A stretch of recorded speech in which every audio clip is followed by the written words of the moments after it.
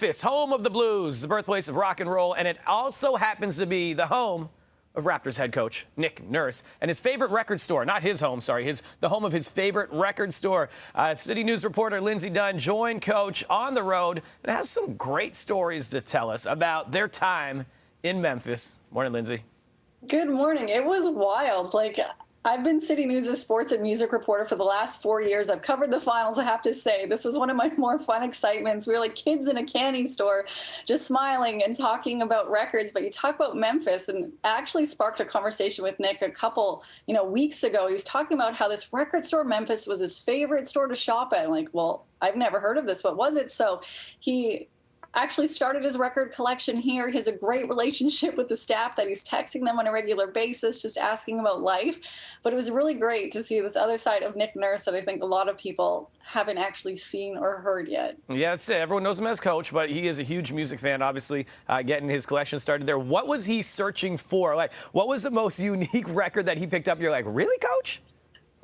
Well, you know what? That's actually a great segue. I'm not going to say it because when you think you've seen him kind of animated on the sidelines when, there's a questionable call in his mind, watch this video here at the beginning of Nick's reaction when he thinks he finds a rare record, and then I'll talk to you about it after what it actually was, because just listen to his excitement in his response to seeing this album. Oh, this is unbelievable. What do they have this for? What do they have this for? They're not supposed to have this. Last album you bought, not including today.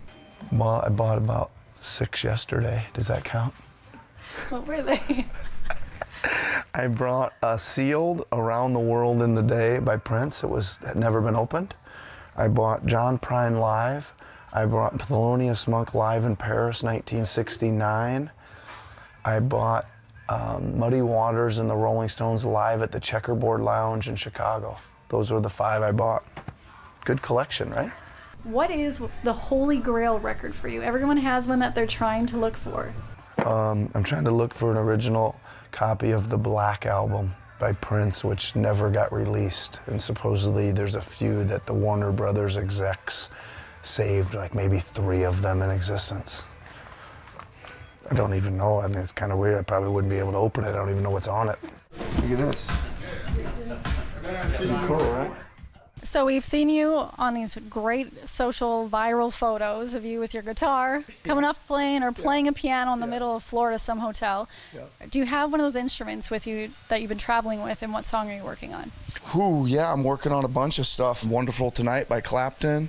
I'm working on my 7,000th version of Purple Rain on the piano. I found another obscure recording of before it was like a 1983 recording before it was even out. It was like Prince messing around on the piano singing it, and there was a recording, and then I had somebody at the University of Toronto transcribe the notes for me, so that I'm working on that. That's amazing. And I know when people are hearing this, they're probably yelling at the TV, like, ask them about the Raptors roster rotation. But I'm not going to, because we're actually going to talk about something, bigger than basketball. It involves basketball music. It's the Nick Nurse Foundation. Almost 2 years ago, it'll be in March, you launched it. What were your hopes for it at the beginning? Just trying to get out, raise money, get it back in the community in Toronto. Mainly for me, I would say I want to get an instrument in a kid's hand, get them some lessons, get them a teacher, get them playing, whether it's a guitar or a piano or the drums or a DJ thing or vocal lessons or whatever it is, so they can be involved and have the joy of music.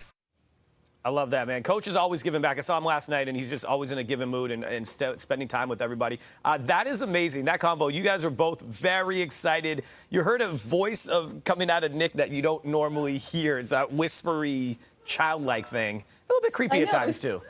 Pure excitement, and I absolutely love it. On sportsnet.ca and citynews.ca, you can read more about the interview and see a longer clip of that and that excitement that's coming from Nick. And it's just nice to see also how much a student of music he is.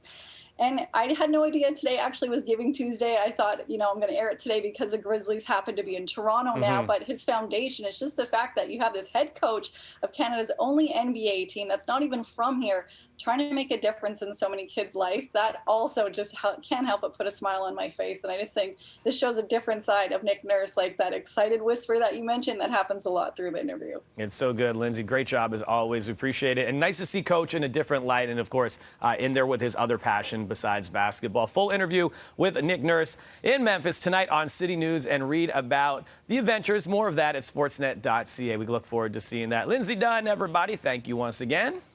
Thanks, you all. We'll see you. Have a great day.